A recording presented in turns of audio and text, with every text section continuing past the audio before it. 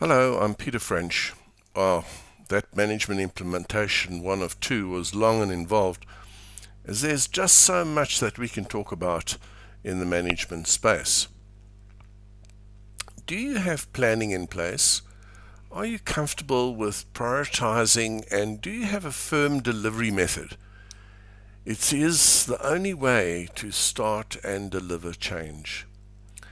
It rightly holds that the absolute fulcrum of change, that is the project list, the projects that we have to do, just has to be effectively populated and prioritized if you are looking to produce that new future state that meets your vision.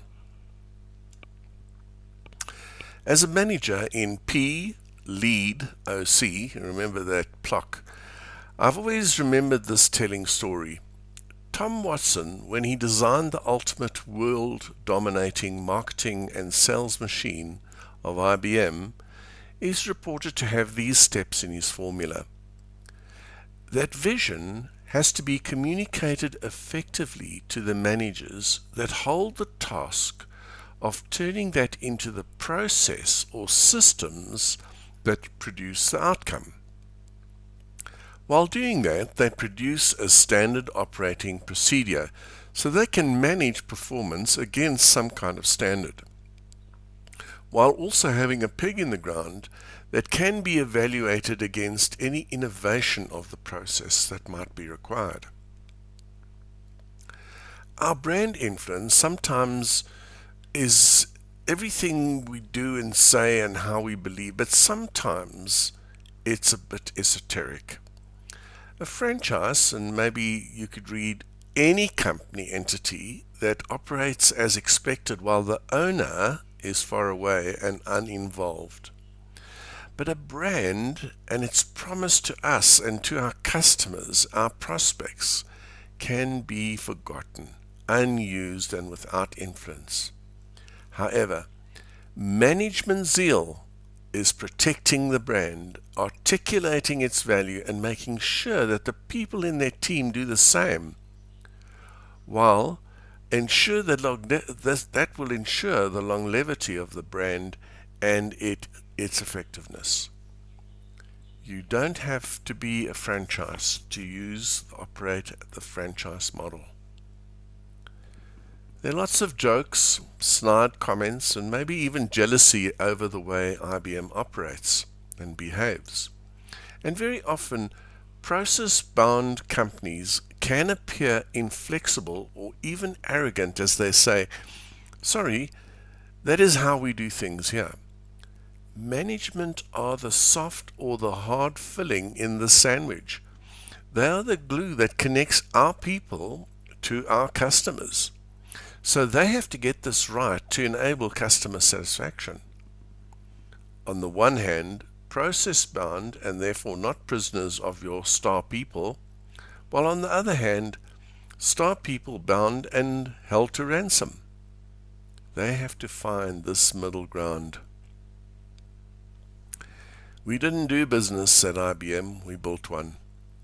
The entrepreneurs is a function of how many managers they can engage in pursuit of their vision. Simply put, your task is to prepare yourself and your business for growth and requires a vision of the future and an ability to implement it.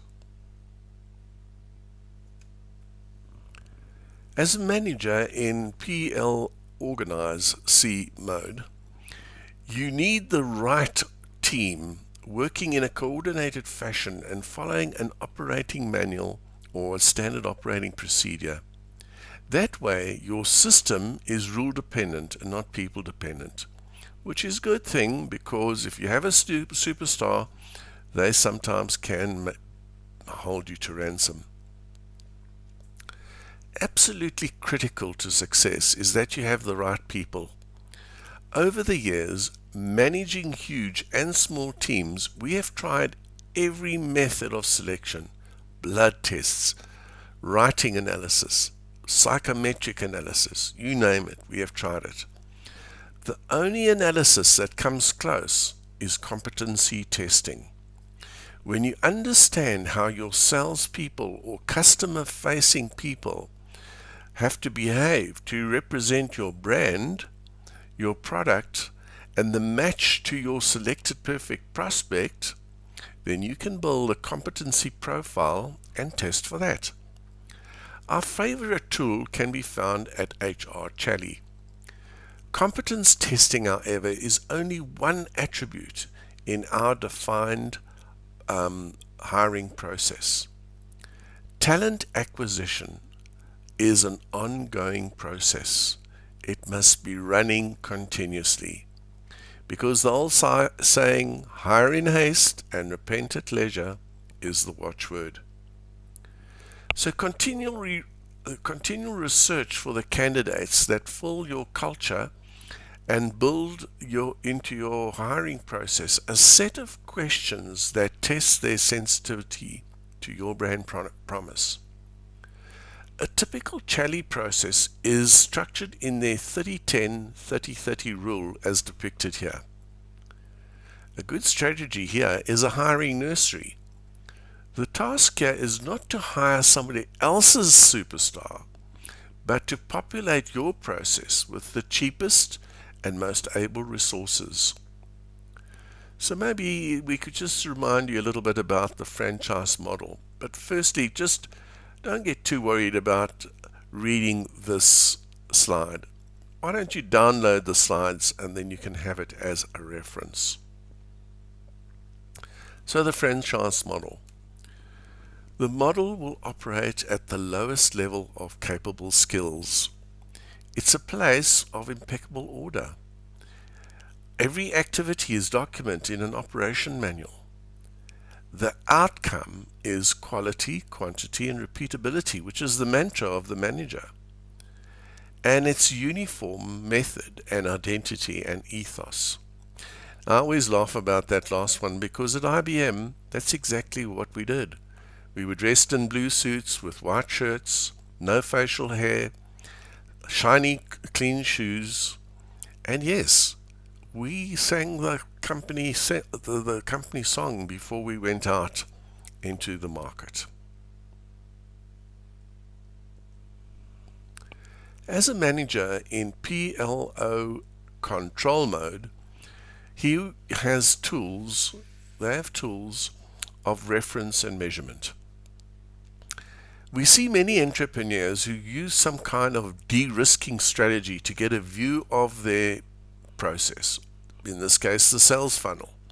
Unfortunately, if you multiply your sales funnel value or any process in your business by some percentage to get de-risking, you'll always be wrong. The only accurate way is a binary 1 or 0. It either works or it doesn't, and either a win or a loss. So the value should always be informed by this gap analysis table. An A category in the league is where we and the customer are confident that the project will go ahead. Barring any last-minute slips, the opportunity has reached the end of the sales process, and we have either firm or tacit confirmation that the project will close, hopefully in our favor. The B category consists of those projects that we would like to close, while the customer may not have indicated yet that the project has merit, but will make a firm decision within our fiscal horizon. That is, we will be able to count this revenue in this fiscal period. Lastly, a C category consists of opportunities that are a gleam in our eye. In other words, we're trying to get the attention of the customer that this project has merit. Then we can do a calculation, which is done monthly, which will help us to understand how this particular participant in our process will eventually meet their targets and work out a gap that needs to be overcome. The next tool will demonstrate the importance of knowing this gap. Again, don't worry about reading the slide, download it and you've got a reference. This tool, for demonstration only because it's not really something that we can use in the wild, shows the effort of that individual towards closing their year, given the gap analysis that has just been done. So each step of the sales process, they allocate a number of typical working days to the task based on historical performance. That is why it has to be done by individual, as we will produce different engagement profiles. So you can name your funnel steps to fit your process, or you can use these generic ones which also fit the paradigm that I use, which is find, qualify, craft, close, and deliver. When using the tool, it's a simple matter to demonstrate that the improvement in efficiency will bring down the number of effort days that are required to progress an opportunity from one sales stage to another.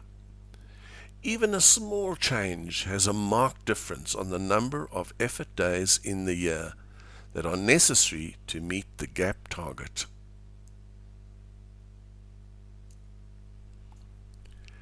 And here we have it, the positive or negative influence outcome. Still in PLO control mode. And obviously, although many of our tools and ideas are focused on sales, that doesn't mean that these concepts don't fit into other disciplines. Control does not only mean finite and tangible things. It can also be applied to the intangible, and they make a huge difference in performance. So don't bother with psychological profiles of your customer. Of course, I generalize here. If you've ever fished, you'll know that you can't land a trout with the same tackle and strike method as you use on a shark. However, the important thing is to know your customer's buying center. If you don't, it will be like having mud in your eye, blind, and filled with only hope. As Moody is our mnemonic to help us internalize and remember how to find that unknown subject and turn them into a known subject. This requires some art of selling and questioning. As a manager, you need to demand that these wings are built in the privacy of a workshop rather than in front of the prospect. This is our perception butterfly wings. You need to test and role play and certify them and them regularly and make sure that they reflect your brand commitment. A badly prepared employee or any salesperson or anyone facing customers has two outcomes. They can mess up the generating now income. In other words, they could lose the deal. They can switch off a prospect and destroy any future ability to find income in that prospect. So you have a now and a future downside. So let's quickly unpack as Moody. A is the assessor that makes a list of the pros and cons of competing vendors. S is the signing power to create a legally binding signing contract between us. M is the person that commits the money to our project. Note, that's not the budget owner. That's the person who unties the purse strings. U is the user and of the product and of our outcome. He's very often overlooked, especially in command and control companies that have little influence. But never overlook the user at your peril. D is the decider or the decision maker, the person that says, okay, let's get on with this. And lastly, the influencer of others in this buying center. And they can be both internal and external to our target.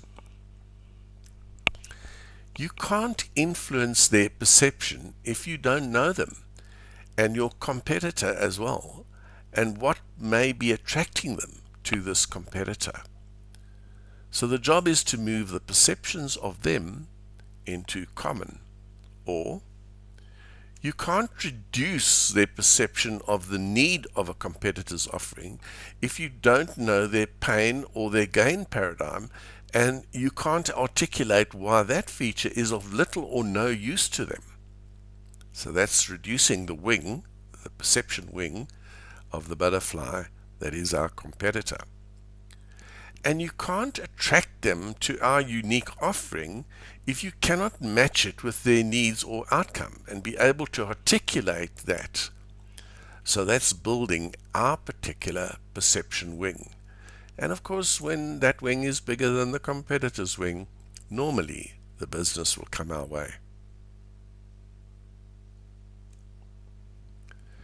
There are a number of areas where you, as the leader, need to implement professional management outcomes, not least of all to deliver your future vision through the attention to PLOC, P-L-O-C, plan, lead, organize, and control. Some of your examples you may find difficult to imagine in your context. I understand that. So to help you, we offer a free, no obligation discussion using your agenda. Just give us a call. We'll do that. Deeper engagement with us will always be up to you.